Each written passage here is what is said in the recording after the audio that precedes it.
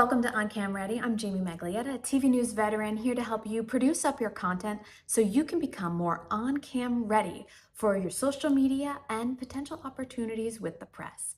Here's a clip from this week's episode. So rehearsing is and writing it out, writing it like you said, having notes is important. Doing research. So a lot of the presentations I give, if it's on new material that I haven't presented before, I get some research so I can use illustrations and examples. And then simple things like guys don't often think about makeup, but I tend to try to put on some sort of foundation or concealer if it's going to be on camera. That was film producer and production executive Brian McLaughlin. I booked Brian because of his charisma. He actually worked in finance. He had a career in finance, and then he pivoted into film. The hustle that he showed during that time is something I wanted to highlight. If you're looking to produce up your content online, connect with the right people, and present really well when you do have those TV opportunities, a guest like Brian can offer you inspiration and advice on how you can really put yourself out there. During the massive media layoffs in 2022, I think it was around Disney layoffs, he posted this video from when he spoke at the University of Notre Dame. Here's a clip. Your friends, the people who love you, will advise you to stay on the safe path because they care. But what they don't get is that dream is bigger than the hurdles, that the obstacles are temporary, and you will overcome them. And the good news is that dreams don't have deadlines. There's a message here I wanted to make sure our audience was able to take in. Dreams don't have deadlines. So if you're someone who has always had the dream of appearing on TV to talk about your business, or to be a doctor called in to weigh in on breaking news, or a lawyer who is really looking to be a contributor on prime time somewhere, just remember, dreams don't have deadlines. And I hope that what you gain from this conversation is more of the inspiration. He's a TV insider. He's bold, and he is a former comedian. Yes, Brian did stand up. So he taps into some of that during our conversation, but he primarily focuses on the hustle and the mindset. In this Forbes article out in August, Ashley DeLand, business advisor, educator, and community builder, that's what they call her in the article. She is a CEO. She wrote, quote, "Having a PhD or being a well-renowned specialist on a certain topic will help you gain authority." I'm kind of loosely quoting. But sometimes when you're a few feet ahead of your audience and look back to guide them forward, that's all it takes for them to see you as an expert. And Brian is one of those people. He leads.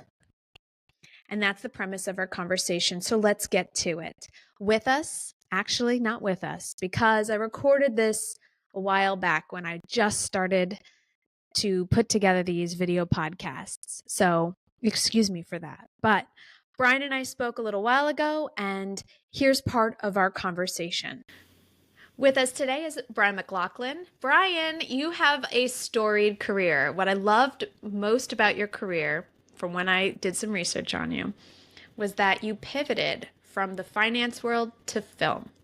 And as a PGA member, I got to hear about all the wonderful things you do for the Producers Guild, creating panels, and that just really sparked my interest in who you are as a business leader and as a producer. So I wanted to talk to you on Cam Ready, and if you don't mind starting off by telling us how you started in your career and where you are today. Yes, thank you, and thank you for having me on the show. had never planned on this career or this industry at all. I was going to be a business manager like my father and travel around the world as he did and make deals. And I was doing that for a while. And I moved to, or the company that I was working for moved to Tucson, which people may not realize, and I didn't realize, had a long history in the film and TV industry when Westerns were popular because of the setting there. And so, although Westerns had gone away, there was still a very lively film and TV community there. And I got involved in acting just as a hobby, kind of on a whim. And because I was a business guy, people learned that eventually that business was one of my strengths, and they asked me to get involved in raising funding for their films. And so I took about a year to research all of that and get smart and realize that it was a way I could combine my creative side with my business side and also have ideally no upside limit to what I could make and accomplish. But financially, at the end of my career, on the corporate side, I knew where I was going to end up, basically. And but on the film and TV side, people get quite wealthy. But in any case, it's a fun career. It's very satisfying. The people are so collaborative and supportive. So I made the leap and never looked back. And not a single day have I thought, oh, I wish I hadn't done that. It's been wonderful. And the one thing I tell people is that creatives really need people with the financial backing. They need people who understand the numbers, the Excel spreadsheets, can budget a film, and really apply their business mindset to a project. So really, you put yourself in a really nice position in the film industry. I looked into your bio, and you've had over 60 films that you've acted in, but you've also produced a number of films. So when you went from, that guy who's acting once in a while to now, hey, I'm going to produce a film, or I'm going to be involved in the production side on production management. How did you make that pivot? Did it just naturally fall into place because of that positioning? I originally had only intended to be the funding part, to get investors and then select films that we would fund. But I realized exactly what you're saying, that the creatives did not know how to budget and to manage a budget and to sell their films, project revenues, and then manage those revenue streams later. And so I don't even know if it was a decision or if the people that I decided to work with on their projects asked me to produce with them, and it just seemed like a natural, because of my management on the business side in my previous career. It seemed natural to be organizing and coordinating hiring and locations and all the things that producers we could take the whole 30 minutes just listing what producers do, as you know. But we won't get into that. And it just seemed like a very natural transition. And it is, I'm in that realm now where, having been a creative and now on the production management side, having that business mindset and then trying to help a film or a documentary, you really can bring more to the table. And also having a creative side like yourself, you also understand maybe what they're trying to get at.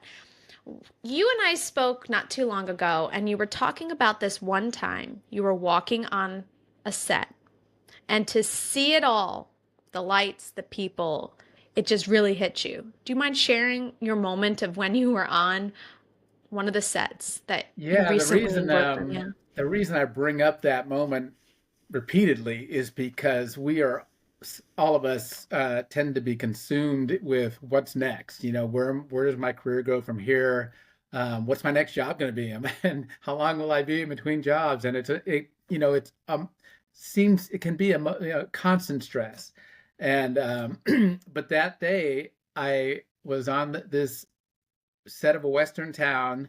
It was we were shooting American Horror Stories, and I was a department head for the health and safety department, and I didn't have much to do that evening. So I was able to just walk around, and this church on the set had these huge lights. There were 100 people around it. And then off on the street where I was, there were probably 50 extra background actors in Western gear.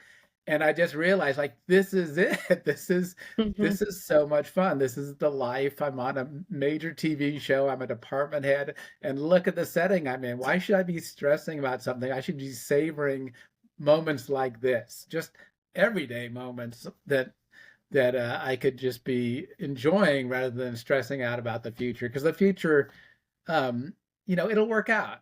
So why stress about it for months in advance? I just wanted to interrupt this conversation to let you know about the glitch. So, when I am on camera, you may see me kind of have a stutter appear on my face. Unfortunately, when I recorded this, I had faulty equipment and I didn't have any clue that it was occurring. So, as I troubleshoot and learn, I will be telling you and sharing my information with you. So, I wanted you to be aware of that. Now, back to the conversation. So Brian, he's on LinkedIn. Find him on LinkedIn. He posted this great video around, I think it was layoffs, Disney layoffs, or you were trying to relate to people Mhm. about, hey, don't feel lost. And he posted this clip of you talking to a class. And what I loved about it was that you were just very candid about, your pivot, your moment of your aha moment, like you just said about being out on that set. There are people listening that might be going through that aha moment or, oh, darn moment, I got to make a change. What is it that maybe drove you to launch your own business and maybe to go out on your own that other people can learn from? Are there any tips that you can offer? Well, it's not the path for everyone because some people just really need the security and the comfort, and none of us really, I Mhm. don't think, savor the the times in between income streams. But so that is important. Know what your mentality is. Know if you can handle Yeah. the dark times, and then when they come, just stay positive. But so I think do your research. Like I said, I took a year before I made the leap, and I put together a business plan. I read everything I could. I went to conferences and workshops. I talked to as many people as I could. Get mentors. One thing I love about this industry, and probably it's true of all creative fields and maybe all entrepreneurial fields, is that people are so mutually supportive. We're all in the same kind of boat.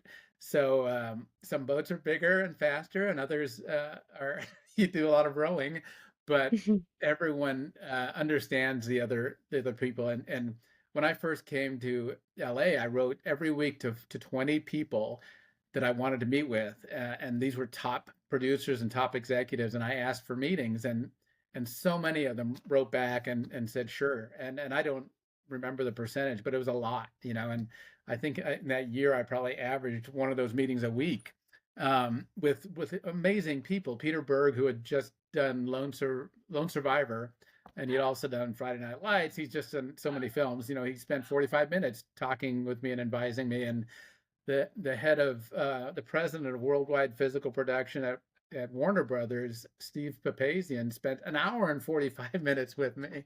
That's Um, incredible. and yeah, and they I stay in touch with them, and they remain, and people like that, so many people like that. They remain very supportive and mutually supportive because they're people. A friend of mine is an executive vice president at Sony, and I wrote to her about looking for work, and she wrote back and said, I still remember when you helped me out in the Producers Guild mentoring program, and I'd love to meet with you. And so we got together for lunch, and I've ended up introducing her to two or three executives that can advise her in her career since that lunch. So everyone tends to be mutually supportive. Another friend of mine is just finished as head of programming at Lifetime. No, yeah, Lifetime. And she had previously been the general manager at TLC, and now she's in between jobs. And she wrote to me or she replied to me and said, "Yeah, let's help each other out." And that's the important thing in this industry, helping Hmm. your friends. There are some points that you made that I actually just wrote about in a blog for MT Deco. MT Deco is an agency that helps people with their branding, social media. But I wrote this blog about mindset and hustle. Mhm. And I feel like you and I are very similar, which is what I loved about our first conversation. And did you ever find yourself manifesting where you kind of saw what you wanted and you researched and you kept going toward what you saw to make it reality? I do that all the time. Yeah. And by all the time, I mean daily. And I sometimes in with that is I go and listen to that talk that I gave because it was very motivational and I psych myself up with that. But yes, I do that, but I also don't worry about it being specifically what I'm trying to manifest because Hmm. more often than not, I find it ends up being something completely unexpected that and just when I need it too. So um, Hmm. I I manifest more about the feeling of satisfaction and abundance and success Hmm. and all that sort of thing. And But then it tends also to to work go out. up to people that are complete strangers. That's hustle. I enjoy talking to people and meeting Hmm. people. I go to events like with the Producers Guild um, and I'm one of the first ones there and one of the last ones to leave. And when I see someone standing by themselves, I go talk to them, or somebody I've never met before, I go join them. It's it's just so much fun for me. I know it's You not know, for everybody, but I That's like what I it. loved about you when I first met you in one of my very first producer guild meetings, because you were just so Hmm. energetic and willing to do anything you can to educate and help people. And Hmm. this does bring me up to someone I recently spoke to that you connected me with. Her name is Shay, and she really speaks completely highly of you as a mentor. She says that, you're someone who really invests in his employees, in people, and you really do try to help and lift people up and give them the best direction and guidance possible. I mean, first, what do you have to say about Shay's compliment? Well, I love hearing that because Shay is a wonderful person and she was a terrific supervisor working for me on The Other Black Girl, a Hulu show that comes out this September. Hmm. And depending on when somebody's watching this, last September or what. But she was amazing. She needed no supervision from me. She went off and saved us like $20,000 off of our budget just by making deals.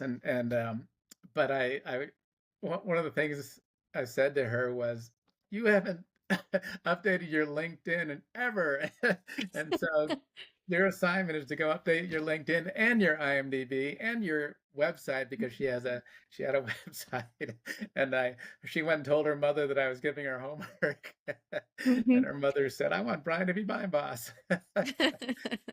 But You, she and I are I think still, it's I'm going to be good talking to her though. later on today. And I talked to her over the weekend. So we stay in touch. And I do that I love doing that with people who really show a lot of promise and a lot of passion as she does. And I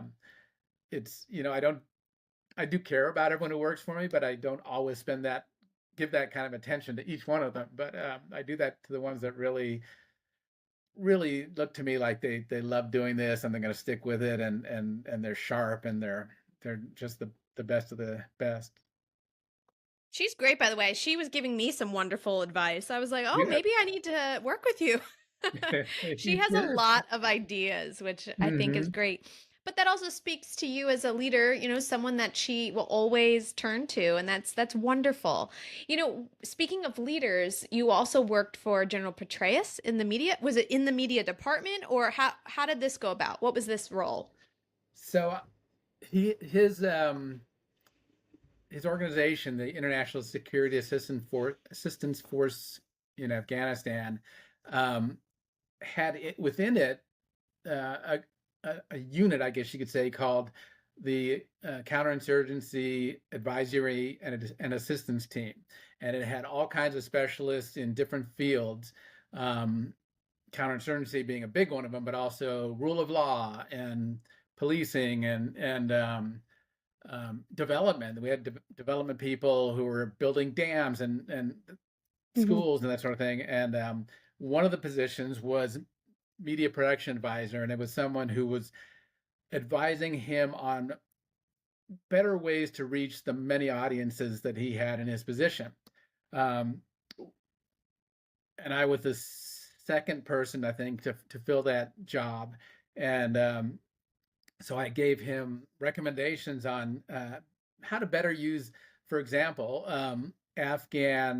existing Afghan television shows and movies that communicated the same messages that he was trying to get out, but more authentically because they were homegrown.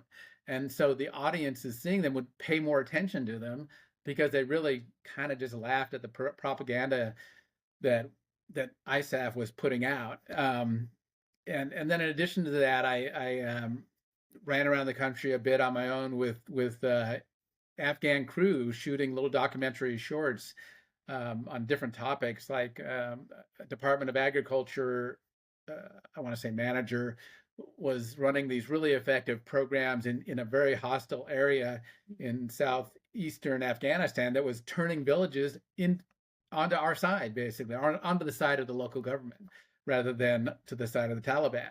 And she was being more effective than anyone else in the country. And I think it was the Secretary of Agriculture came into the country and gathered all his folks together and said, "Do what she's doing, or do something better, but do what she's doing because it's working." And they showed the documentary that I had created for her. And another one was Yeah.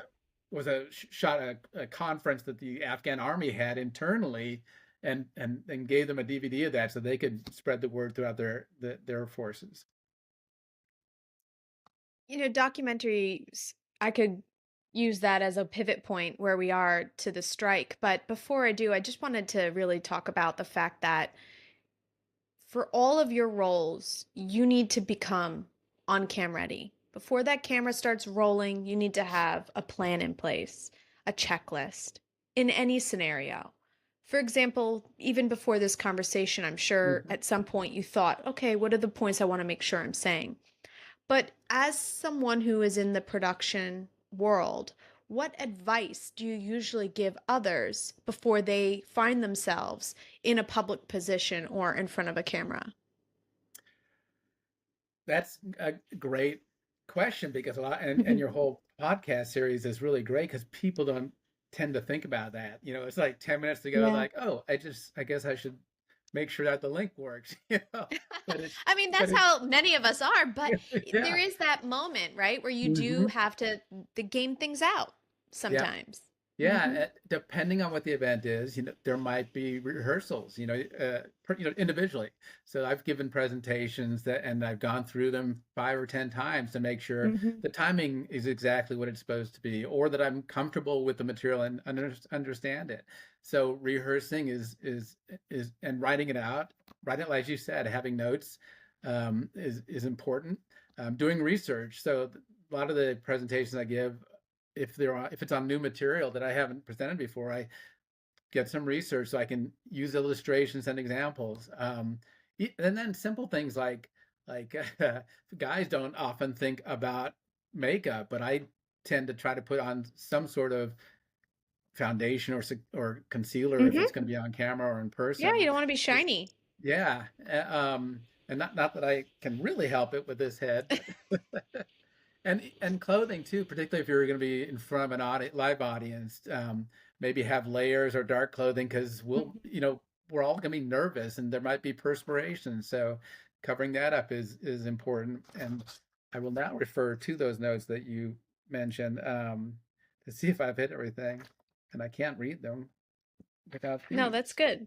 good. Oh, and another thing was, prepare with questions that either I might Yes. ask or Hmm. that other people will ask. And then finally psych myself up. I used to do stand-up comedy, and there was a lot of psyching up before each time I got on stage, because nobody wants to see a nervous comic or a nervous speaker. Not that it isn't natural, because it is perfectly natural, but it's like they say, don't never let them see you sweat. Yeah. It is hard though to let people see you sweat. I mean, for Hmm. example, I started this podcast to go along with my new business, and my set isn't ready. My camera's glitching. You can't sometimes, if as a perfectionist like myself, and I'm sure you are too, it's hard to put yourself out there when you are a perfectionist, and sometimes perfectionisms will hold you back from actually just doing it. Hmm. And what I've come to realize is, you know what? Sometimes you just got to go with it and hope for the best and make it the best, because life isn't always easy, and neither Hmm. is putting yourself out there. Right, right. And nobody, So, we're our harshest critics. Nobody else is going to yes. notice. Like if you hadn't said that, no one's going to say, look what she's at her set. It looks, Exactly. it's fine to me. I I mean, I think it yeah, looks it great. is. But that's the thing. Like somebody like I would be like, "Oh, it's not ready." But you can't Hmm. always be completely ready. Yeah, But sometimes you just got to go on cam. right. So before we go, I just wanted to get some of your tips and pieces of advice for individuals who, you know, might be impacted by the strike that's going on right now. We're recording this in August. This could be, any time of the year that you're listening to it, but there is this moment right now where the writers and the actors, they're striking, and there's a change in entertainment and a shift. And some of them may be looking to kind of go out on their own. When you started your company, when you think back to it, what steps or maybe 3 tips could you provide people that are looking to start their own today? Well, know that it's not life is not going to follow your plan. So plan as best as you can, and then adapt as things come up. For example, uh, one of the projects that I had early on was a corporate video, and I had never planned to do corporate videos, but it was a friend of mine asked me if his who was a filmmaker. He was a filmmaker, but his in his life, his real life job, it was a company that did something completely different, and they wanted a corporate video made, and so I put together a team and sent a camera crew around to the different factory locations around the country, and we did a video for a bunch of money that we wouldn't have otherwise had, and it's something that's on my resume now, that if I ever want to do something like that again, at least I have experience doing it. We did music videos too, another thing I hadn't planned to do. So be willing to pivot. The other thing is plan for things that take a lot longer than you initially hope for them to be, because as much as I hope everybody will it'll all click for everyone immediately, be prepared for it to take 3 times as long, and cost twice as much. So um, have backups in terms of revenue that will keep you going. Um, Hmm. have a plan B. Uh, let's say someone's going to be an actor. Plan B could be working in costumes, or working in as a writer.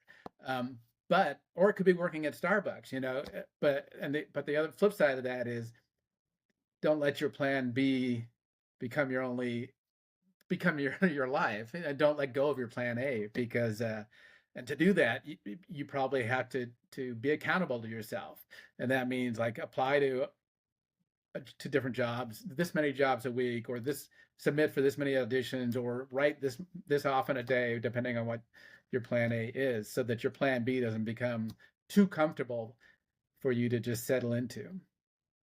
That's great, because I find myself, I have my plan A, production management, my plan B, on cam ready, putting together tips and advice out there because I have years of experience, like make use of it, right?